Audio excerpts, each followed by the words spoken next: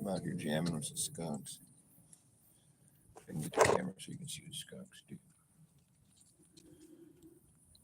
Mm, maybe not. Let's sit over here. Oh shit. Jamming with the skunks, man.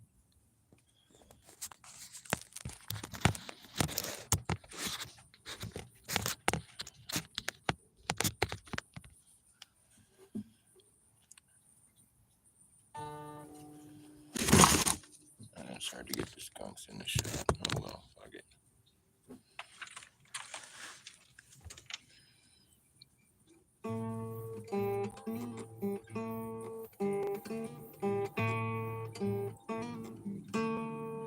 What's up, Justin Johnson? I'm kicking it with the skunks, man. We got mad skunks out here. They're just cruising. I'm surrounded by skunks. I don't like the lighting right here. Maybe I can do this. Do that. Maybe you can see me and the skunks. They're out there squawking. These skunks like bicker with each other. I think there's like four baby skunks and one big skunk. You'll see him come cruising through here. There's a bunch of them. There's one behind you. There's one down here. They're nocturnal. They get pretty lively at night. Skunky. There's two right here, and there's one up there. Skunk alarm. I'll play some music for the skunks. Hi, little guy. Are they on camera? Yeah, you can see them, I guess. Kind of.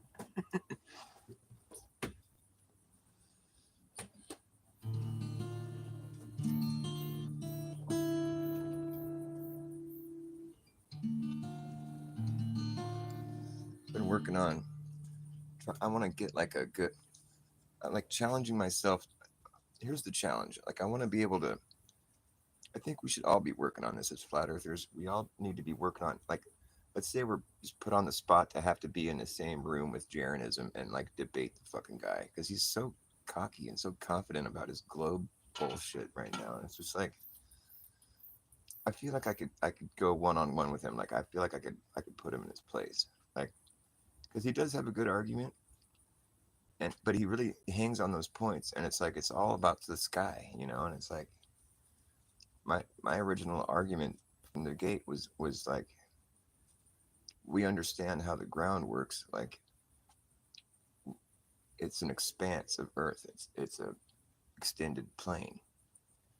We know this by just a simple concept of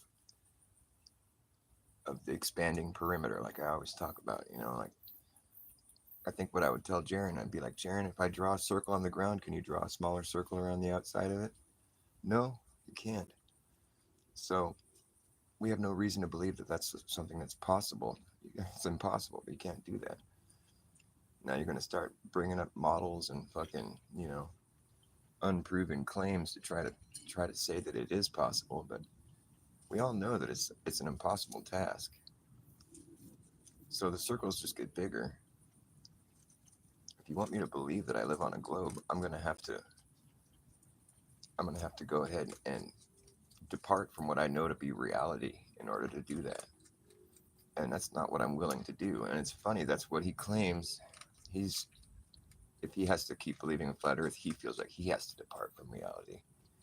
But for me, like, it's the opposite because all we'll ever know is the flat, level, non-rotating earth.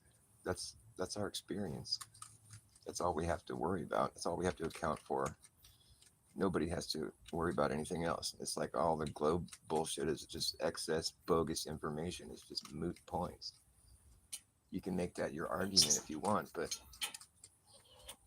for me, like I just think that in order to accept that model, I have to depart from what I know to be reality. I have to assume that something that's impossible is possible because of this model. That doesn't work for me. I'm just like, but I know that like usually what you end up getting is like the dunce cap, you get you get clowned, told you're in a cult or something. But no, I'm just in reality, and I'm just, I'm not of the mind where I feel like I need to. I'm like anti-cult. I don't feel like I need to be part of any sort of like collective belief system. I'm just just stating the fact that like I know a bigger piece of property will always have a bigger perimeter around it, and the bigger the property, the bigger the perimeter, and it just gets bigger and bigger and bigger. This is God's Earth is God's property, and it's just one big piece of property, and it's got a big perimeter around the whole thing. To believe in a globe Earth, you have to believe it's impossible to draw a perimeter around the entire known world. That's something that I'll never be able to really. It's never gonna. Once I realized that, I was like, oh man, that's bullshit. That doesn't that doesn't check out. That's what made me fall off the globe permanently. I've never been able to get back on it. And then we have such things as like gravity has been thoroughly debunked. There's no downward force. Anybody that wants to argue that is just ignorant. there's no downward force at all. So,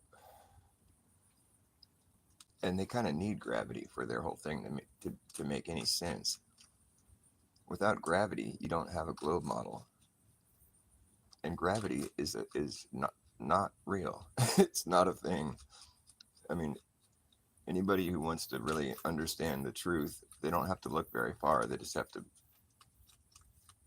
All it takes is to use an accelerometer. You can find out right quick that there's no downward force. It doesn't exist. So this alleged force that's holding you to the outside of this ball, well, it's not there. It doesn't exist. It's been debunked. So without that, how are we sticking to this ball? Perhaps there's no ball, because without that magic downward force that you're claiming, it's impossible for us to live on a ball, and that downward force doesn't exist. It's been thoroughly debunked by my standards, and I'm pretty, you know, I'm not just going to say things like it's been debunked. I mean, it's been debunked for a while. I don't know why anybody in like academia land would still try to insist that it's a real thing, because it's not. And I think that's a pretty sufficient debunking of the globe model, because without gravity, we're falling off that bitch, you know? Nobody's going to stick to the outside of a ball without a magic force holding him to it. And here's the thing, I don't even know how a magic force like gravity, how does it I mean, what about the orientation part of it? Like, I know we're claimed that we're like being held to the outside of this ball by this force, but what part of that force is accounting for all the orientation? Like, what part of that force makes us feel like we're not upside down or sideways? I mean, that's a whole nother ball of wax or a whole nother can of worms. So there's a force holding you to the outside of this ball, but what part of that force makes you feel like you're not upside down? You have a relationship with the center of this ball. Well, no, that's just all a big story. It isn't true. I mean, it's thoroughly debunked. So even with all the sky observations all, being claimed to match the globe model perfectly, that's a strange thing if that's true, because the ground doesn't take shape of a globe. So, I mean, if it's true that the sky observations match the globe model perfectly, that's fascinating, because the Earth isn't a globe. So that's trippy. But I think there is some things about the sky observations that do lend itself to the globe model. I think that's possibly true. I mean, but it doesn't mean that we live on a globe. It just means the sky observations might be suggesting of that, or that's a possible answer for why the sky is the way it is. But the thing is, without gravity, there's no ball, and there's no gravity. So you're gonna have to start rethinking things. The model isn't as sound as it's claimed to be. It's not as thoroughly thought through. It's still a theory. Actually, it's not a theory. It's just a debunked hypothesis. It's a falsified hypothesis because there's no such thing as gravity. It doesn't exist. I mean, I think the argument originally, it's just like, so gravity's pulling all things down, but except for helium, and well, that's because it's lighter than the arrow. So, but it's still, so does it have negative weight? I mean, how, if it has some mass of sorts, I mean, that's what I used to wonder. It's like, so what, like, is a tank full of helium weigh less than an empty tank? You get yourself on a helium diet, man, you lose weight quick. Just strictly helium. You'll be losing weight like crazy, but your voice will sound kind of funny. But it's worth it to be thin.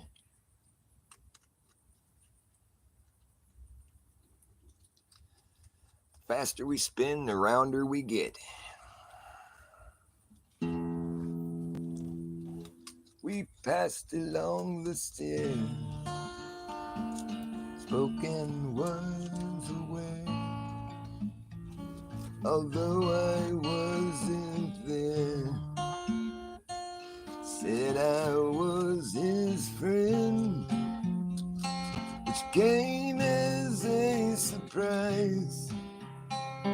I spoke into his eyes, I thought you died alone, a long, long time ago. Oh no, not me. I never lost control. Your face to face with the man who sold the world.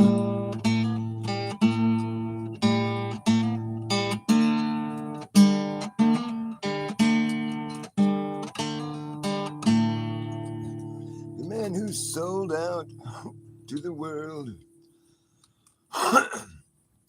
What is it? I laughed at your descent,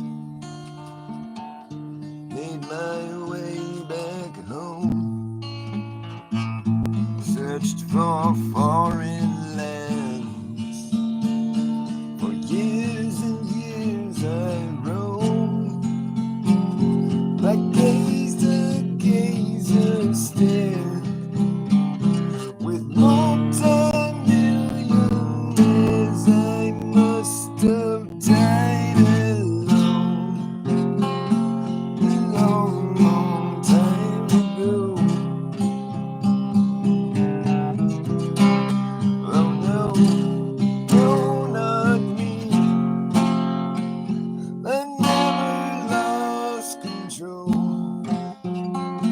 Face to face with the man. Wrong chord. With the man who ate a squirrel. Oh, hey, the raccoon's coming out. What's up, raccoony? Come here. I got some bread for you.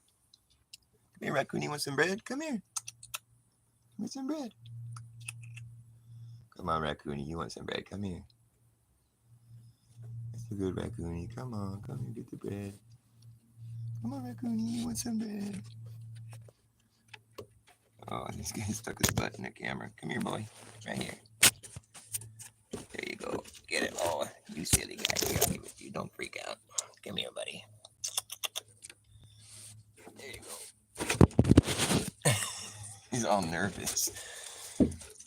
That's a new raccoon. I don't recognize that one. He's kind of young. Who's in here? I'm rocking out in my pajamas with my skunky friends and my raccoonies. All kinds of wild animals.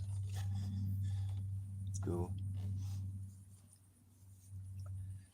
The wild animals kind of run the show out here at night. We got the raccoons, the skunks, the cats.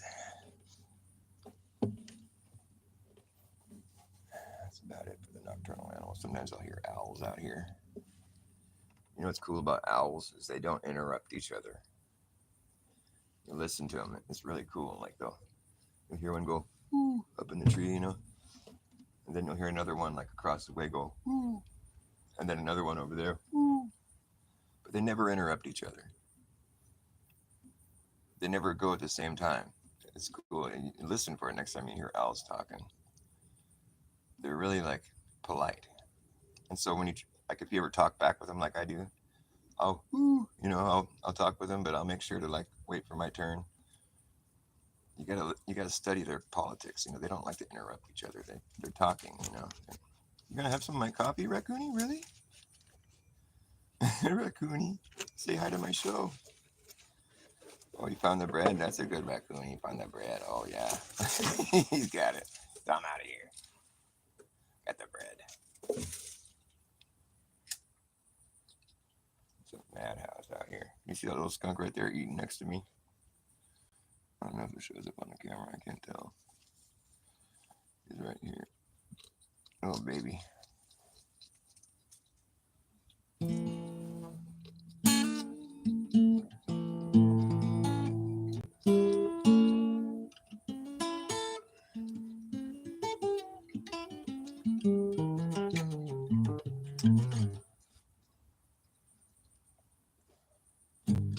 Way down in Louisiana, close to New Orleans, way up in the hills among the evergreens, was an old cabin made of earth and wood. And lived a country boy named Johnny B. Good.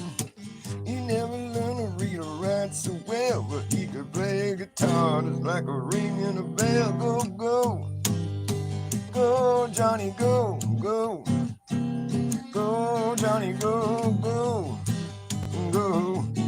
Johnny be good. He used to carry his guitar in a gunny sack and we sit up in the hills among the railroad tracks. Here and here, see him sitting in the shade, strumming to the rhythm that the driver made. Maybe someday your name will be in lights, singing Johnny be good tonight. Go, go. Oh, Johnny, go, go. I think I got the words wrong. See him sitting in the shade saying, my, that little country boy can play. That's what the lyrics say.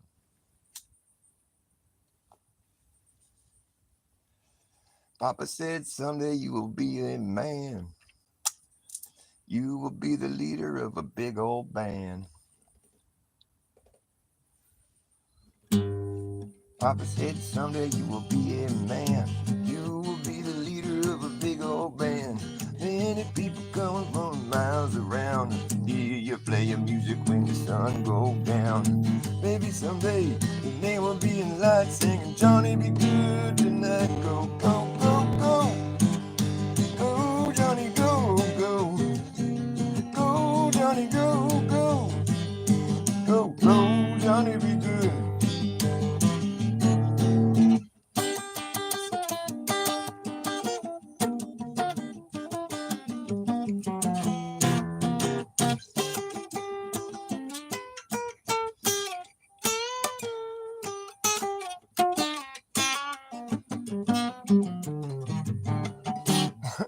Can't play Chuck Berry very well.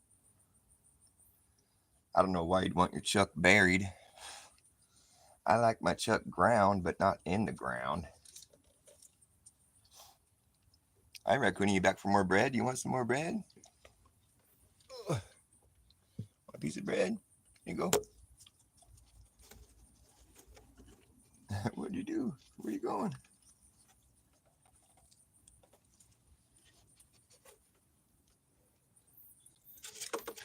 I'll show you guys a raccoon. He's cute. Here we go. Oh. He found his bread. Oh, yeah, that's some good bread. Oh, I'll see you later. He'll be back. That's just a little piece. Want some more, Raccoon? I got a big piece.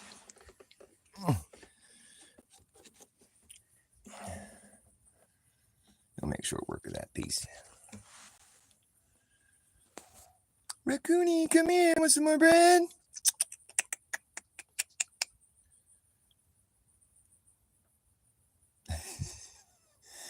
They're cute. They'll eat all night. Like raccoons and skunks, that's all they do. They just eat. Raccoon, you want some more grub? Come here, Raccoony. My old raccoons, they would come when I call them. Because they knew I was going to feed them. Come here, Raccoon, you want some more bread? Oh, Raccoony, come here, Poonie. There he is. Come here, want some more bread? I got you. Come get it. Come get the bread, boy. You know you want the bread. Oh, you're just going to knock it out of my hand. Here, I'll get it for you. You got it. You got it. Get it. There you go. Don't panic. He's like, I'm out of here. Ah! He's cute. They're hungry little critters, though. It's funny watching them like forage for food. They'll have their hands down, like looking for shit, but they won't be watching what their hands are doing. They'll be looking out here while their hands are busy doing something else, like foraging while looking around. It's all nervously foraging. Yeah, I love them. They're nervous little critters, but they're cute.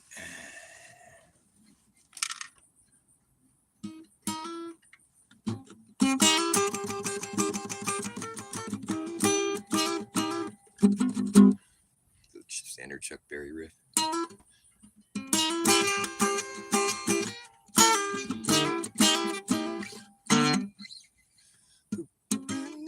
How does that do?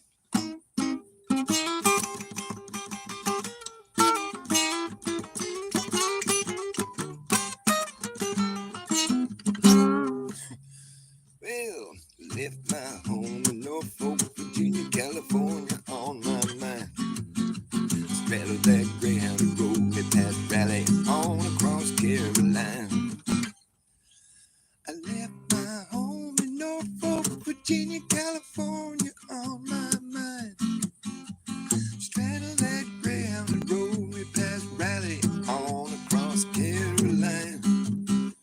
Stopped in Charlotte, bypassed to Rockland, and we never was a minute late. 90 miles out of Atlanta by sundown, rolling across Georgia State. And had a little trouble, it turned into a struggle halfway across Alabama.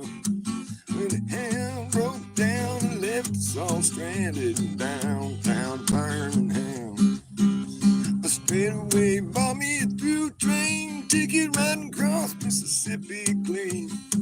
I was on that midnight flyer out of Birmingham, smoking into New Orleans. Somebody help me get out of Louisiana. Well, I gotta get to Houston town. People there care a little about me, and they won't let the poor boy down. Sure as she bought me a silk suit, put luggage in my hand. I woke up high over Albuquerque on a jet to the promised land.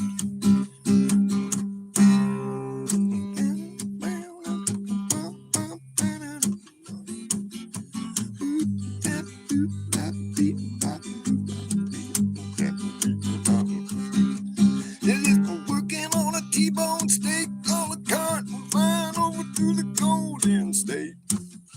Pilot told us in 13 minutes we'll be headed in the terminal gate. Swing down Sweet Chariot, come down easy, taxi to the terminal zone. Cut your engines, cool your wings, and let me make it to the telephone. Los Angeles, give me Norfolk, Virginia, Tidewater, 1409. Tell the folks back home this is a promised land calling, and the poor boys on the line.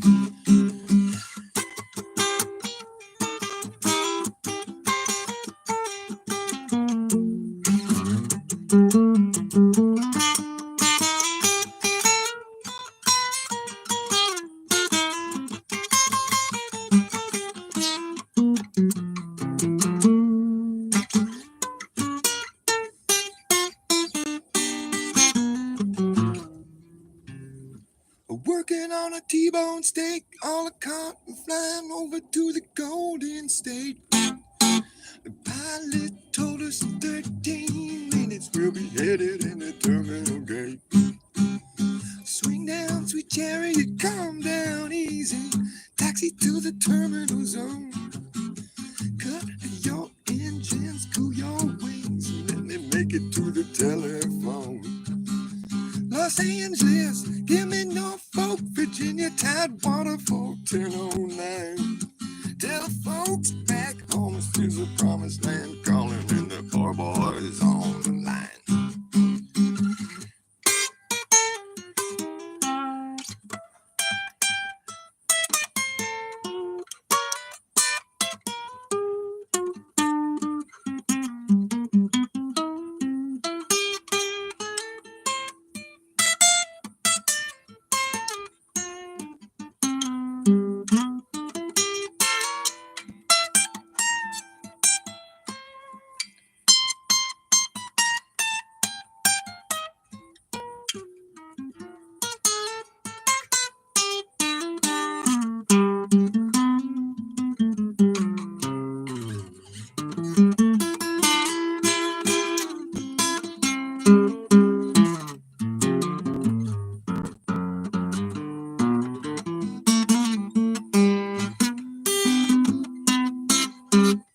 I can't play this song, it's too hard. Too difficult.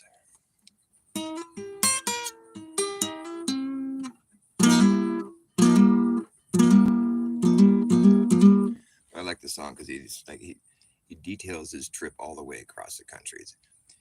Virginia, stopped in the Charlotte, bypassed Rockland, never was a minute late, 90 miles out of Atlanta by sundown, rolling across Georgia State. Had a little trouble, it turned into a struggle halfway across Alabama. The hound broke down, left us all stranded in downtown Birmingham. What did he say? Oh, yeah. Straight away bought me a through train ticket riding across Mississippi clean. I was on that midnight flyer out of Birmingham, smoking into New Orleans. I like that. I was on that midnight flyer out of Birmingham, smoking into New Orleans. What cool lyrics, man. Smoking into New Orleans. Somebody help me get out of Louisiana. Well, I gotta get to Houston town. There's people there. Don't drink that water, raccoon, you fucker. No. Fucking dumbass. Drinking the hot tub water is full of chlorine. It's not. Dude, what a dumb animal. It's gonna get you sick, dude. I give you good water. Don't do that. No. Knock it off. I'm gonna throw something at you. He stopped.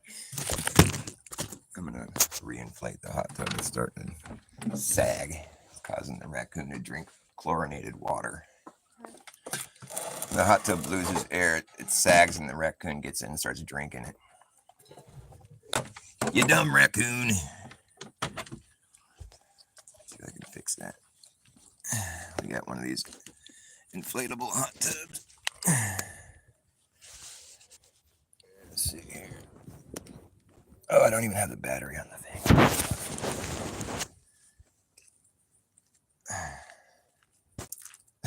That fucker, he's like climbing up on the side of the hot tub. All the water's leaking out. He's all drinking it. Fucker. All right, I guess I'll end the show. I'm just kind of I just wanted to say hi. Hi. Good to see you guys.